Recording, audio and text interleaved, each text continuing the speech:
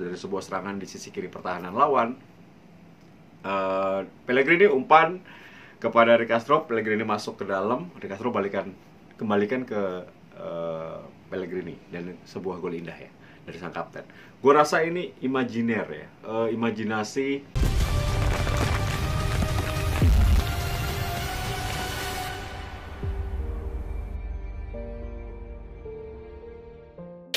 Gue akan membahas bagaimana Roma akhirnya mengalami kekalahan pertama di musim ini di Serie A Liga Italia, atau menghentikan kemenangan 6 kali beruntun Jose Mourinho di partai resmi bersama dengan AS Roma. Salah siapa? Gak ada yang salah, gak ada yang benar. Ini merupakan sebuah pembelajaran untuk Roma untuk lebih berkembang lagi di pertandingan-pertandingan berikutnya, karena lawannya akan semakin bagus. Dan dengan kekalahan ini tentunya Mourinho tahu di mana kelemahan dari AS Roma ketika menghadapi tim yang notabene jauh di bawah dia, jauh di bawah Roma sebetulnya.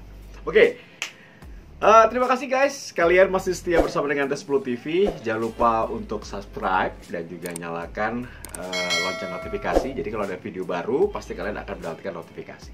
Oke, kali ini gue akan membahas satu pertandingan yang mungkin membuat semua Romanisti sedih, termasuk gue.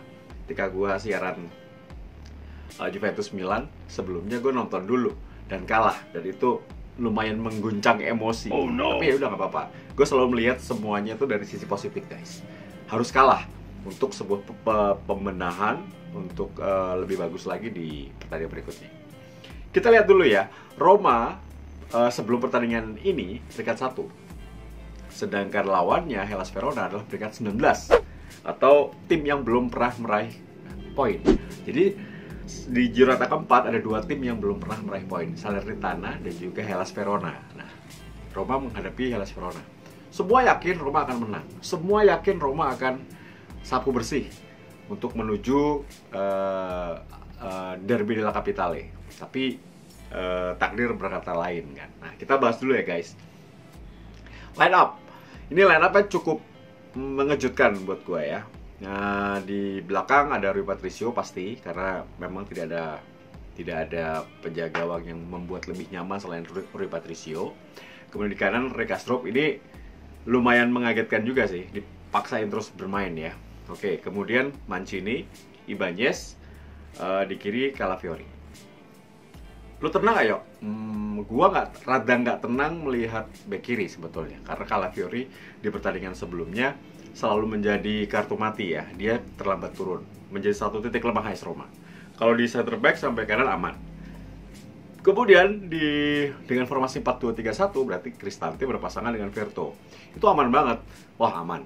Serius mau menang nih gitu. Oke. Nah, 3 pemain di depan dari Verto dan Cristante ini menarik. Zaniolo di kanan, Eldor Shomurodov di kiri, dan juga ada Lorenzo Pellegrini. Jadi membangku cadangkan Mkhitaryan yang menjadi sebuah hal yang sangat menarik untuk sebuah line up. Dan kemudian tetap memakai Zaniolo ketika Zaniolo performanya sedang tidak bagus. Jadi ini menurut gue juga Mourinho tetap mempercayakan Zaniolo. Mungkin setelah ini tidak kali ya untuk starting line up, karena belum step up, belum berkembang permainannya. Dan Tammy Abraham. Jadi menurut gue ada yang menarik adalah tidak tampilnya Mkhitaryan, dan juga tetap dipercaya Zaniolo sebagai starting line up. Padahal penampilannya dalam beberapa pertandingan terakhir tidak terlalu bagus. Gue pikir El Shaarawy gitu, tapi ternyata tidak. Oke, babak pertama menarik. Lawan yang baru ditinggal oleh Eusebio Di Francesco dipecat dengan 3 kali main 3 kali kalah. Ini dengan pelatih baru Igor Tudor. Igor Tudor adalah salah satu pemain belakang yang cukup bagus ketika zaman bermain ya. Ini pelatih yang gue rasa salah satu pelatih baru, pelatih muda, 43 tahun, dan dia pernah menangani Udinese juga, pernah menangani Hajduk Split. Ini tim dari Kroasia, karena memang dirinya dari Kroasia. Dan ini pelatih bagus guys. Ini pelatih bagus. Awalnya seorang defender, atau sebagai pemain seorang defender, dia pasti meramu timnya cukup bagus dalam bertahan. Dan terbukti ini perubahan yang signifikan ya, perubahan yang sangat signifikan dari pelatih sebelumnya. Gue melihat ada Faraoni bagus, kemudian Barak, Caprari, dan juga Simeone. Ini 4 pemain yang memang menyulitkan AS Roma. Di babak pertama Roma masih mendominasi, banyak peluang, hanya saja beberapa kali memang penjaga gawang Montipo melakukan penyelamatan. Akhirnya ketika hujan deras dari sebuah serangan di sisi kiri pertahanan lawan, Pellegrini umpan kepada De Castro, Pellegrini masuk ke dalam, De Castro kembalikan ke Pellegrini, dan sebuah gol indah ya dari sang kapten. Gue rasa ini imajiner ya, imajinasi magician yang gue katakan sebagai seorang kapten ini memang luar biasa. Kita dulu punya kapten nomor 10 juga punya banyak magic. Ini nomor 7 magicnya juga lain, punya magic tapi berbeda sama Totti ya. Gue rasa ini spesial banget nih kapten. Jadi gue masih heran kalau ada yang nggak suka sama Lorenzo Pellegrini. Ini kapten the best untuk Roma saat ini. Ini pemain menunjukkan dirinya sebagai seorang gladiator ya untuk AS Roma. 1-0, gue rasa Roma akan menambah keunggulan. Gue yakin banget, oke. Prit, turun minum. Nah, biasanya di turun minum itu semuanya bisa berubah. Ketika babak pertama main bagus, babak kedua nggak main bagus. Ada satu hal yang memang gue cermati dalam Hellas Verona adalah mereka bermain dengan 3-4-3 dengan 3 pemain belakang, 4 pemain tengah. Tapi ketika bertahan mereka bermain dengan 7 hingga 8 pemain. Untuk menyerang mereka melibatkan 5 pemain dengan serangan balik yang cepat. Nah, di sini gue melihat bahwa semua pemain Hellas Verona ingin menunjukkan pada pelatih baru bahwa gue bagus. Jadi bersaing dari nol gitu. Ketika tiga pertandingan awal pelatihnya Eusebio Di Francesco, ketika pelatih Igor Tudor, tentunya di Giornata keempat semua pemain ingin menunjukkan permainan terbaik mereka. Ini yang berbahaya dari tim papan bawah. Ini yang berbahaya dari tim yang sedang bangkit. Dan Roma kena batunya. Di babak kedua, gue melihat bahwa permainan menurun ketika stamina dari 3 pemain menurun drastis. 1, De Castro menurun drastis di babak kedua. Kemudian Bryan Cristante menurun jauh, Verto menurun jauh. Jadi 3 pemain ini bermain di bawah performa mereka. Jadi ini menimbulkan banyak lubang kosong. 3 gol, perhatikan teman-teman. Gol pertama ya, kita bahas gol pertama. Gol pertama dari Barak itu berawal dari sisi kanan. Sisi kanan ketika De Castro out of position, coba dikejar oleh Bryan Cristante. Lewat juga dan Barak mampu mencetakkan gol karena bola deflected ya, mengenai Mancini penjaga gawang, bola liar disamber oleh Barak. Ini dari sisi kanan pertahanan Roma. Oke. Terus setelah gol di menit ke-49, Roma panik, diserang terus. Akhirnya dalam 5 menit, menit ke-54 ini gol yang sangat bagus. 1-2 dari Ilic ke Caprari, mampu placing. Dan dari situ juga di sisi kanan pertahanan Roma. Dan di situ lihat videonya, lihat tayangannya. Di situ terlambat dan Cristante dan Verto menutup. Kenapa 2 gol terjadi? Karena di area depan kotak penalti itu tidak di cover dengan bagus oleh Bryan Cristante dan Verto. Posisinya banyak kosong. Jadi di situ mereka mengolah bola dan mudah untuk mendekati kotak penalti. Dan ada satu gol yang memberikan angin segar sebenarnya. Jadi ketika serangan balik Roma, bola jatuh ke Tammy Abraham melebar ke kiri. Di situ ada Pellegrini maju, lepaskan umpan, membentur Ilic, gol 2-2. Tapi lagi-lagi kecerdasan dari Lorenzo Pellegrini dalam melepaskan umpan. Jadi bola liar sulit ya, bola hujan gitu, dan 2-2. Di situ gue belum yakin kalau Roma akan mampu bangkit. Karena apa? Karena lelah. Jadi Verto dan dan Cristante harusnya udah diganti ketika 2-2 atau 2 gol, 2-2 kedudukan itu harusnya diganti kalau Roma ingin merubah situasi. Termasuk De Castro.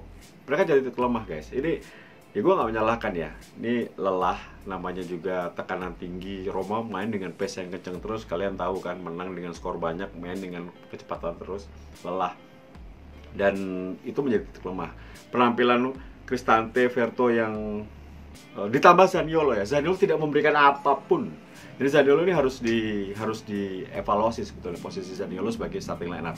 Boleh dibaku cadangkan dulu 2 pertandingan sehingga dia bisa refreshing dan bisa menimbulkan satu efek cukup bagus sebetulnya. Dan juga Eldor Shomurodov menurut gua jangan dipasang sebagai starting line up. Jadi lebih baik jadi substitute atau pengganti dari Tammy Abraham, itu akan lebih bagus ya selama ini. Dan terjadi gol ketiga itu di menit ke 63. Itu memang lagi-lagi lihat guys, bola jatuh ke Faraoni di area 6 atau di depan dua center back. Tidak ada penjagaan. Terlambat Bryan Cristante di mana posisi Verto. Jadi dua pemain itu buat gue titik lemah. Kenapa Roma bisa kebobolan 3 gol? Itu adalah pertahanan yang sangat buruk dari Bryan Cristante dan Verto, dan juga bek kanan De Castro sudah kelelahan.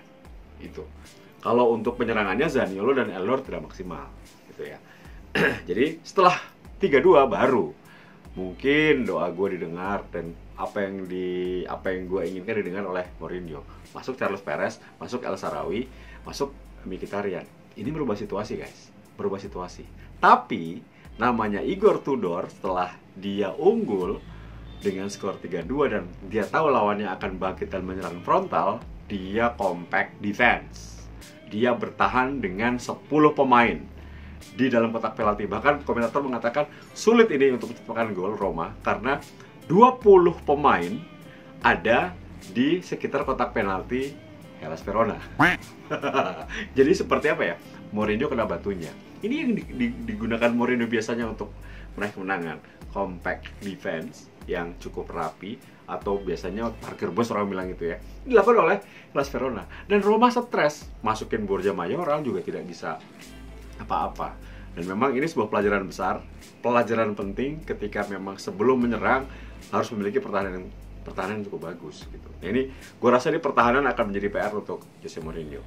Dan untuk teman-teman yang memang ingin melihat Eldor bermain dengan Tammy, kayaknya kalau sebagai pemain pengganti aja ya. Jadi jangan dari awal, kayaknya nggak padu ya. Kalau gue melihat nggak padu. Jadi lebih baik Tammy, Mkhitaryan, nah saya dulu diganti Perez aja gitu. Baru Lorenzo di sini nih. Bryan Cristante dan Verto harus lebih meningkatkan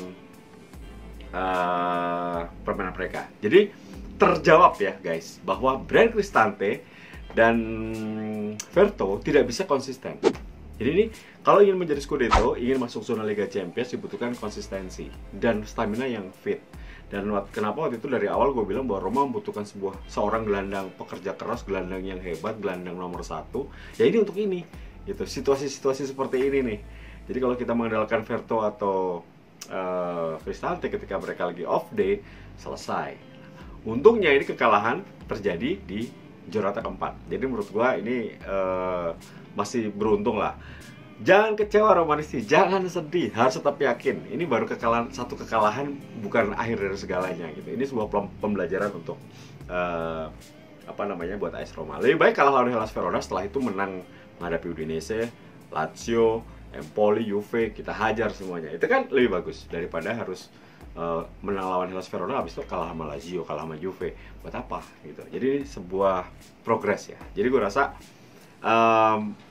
kekalahan Roma itu udah kelihatan dari salah Mourinho menempatkan starting line up. Kemudian ada beberapa pemain kunci yang tidak perform, Zaniolo, Eldor, Cristante, Verto, De Castro, karena mereka kelelahan, karena memang dipaksa terus bermain untuk meraih kemenangan.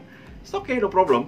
Dan juga memang sudah harus kalah untuk bisa berbenah gitu. Jadi buat gua ini sebuah pelajaran yang sangat penting.